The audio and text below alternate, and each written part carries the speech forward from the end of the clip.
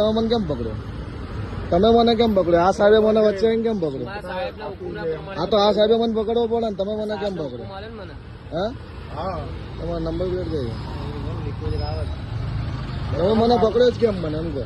લાવો મારી સૂચનાથી પકડ્યો છે. મેં ઉભું તમે તમારા મને પકડી રખાય ને તો ભાઈ તમારે વચ્ચે આવવું પડે ને. મહેમાનો આપવાનું ટીઆરબી જવાન મને પકડી જ ના શકે. વ્હીકલ નો મેમો આપવાની કામગીરી ચાલુ હા વાત સાચી, પણ ટીઆરબી જવાન મને પકડી જ ના શકે. સૂચનાનું પાલન કરે.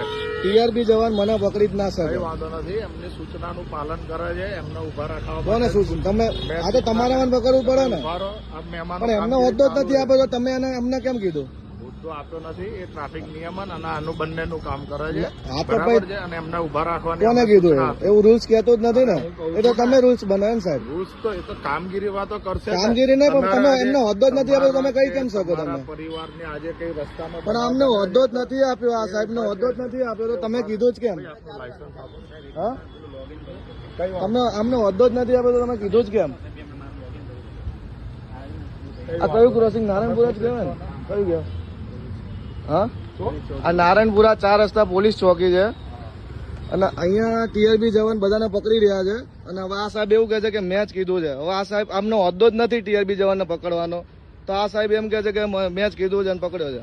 અને મારી જોડે બધું જ છે. વ્હીકલ નો મેમો બનાવવાની પ્રોસેસ ચાલુ છે. આ તો પેલા એક પ્રોસેસ બતાવી દો તો પછી તમે બીજાને પકડો ને. તો તમે રૂલ્સ થોડી બનાવી શકો સાહેબ.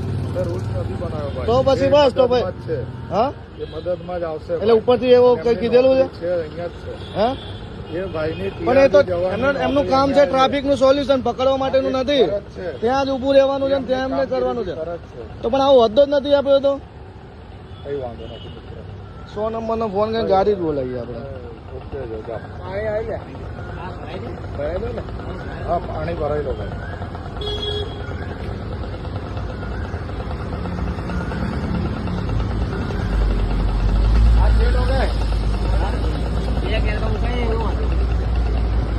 લાવો વડીલ આપનો ડ્રાઇવિંગ લાયસન્સ.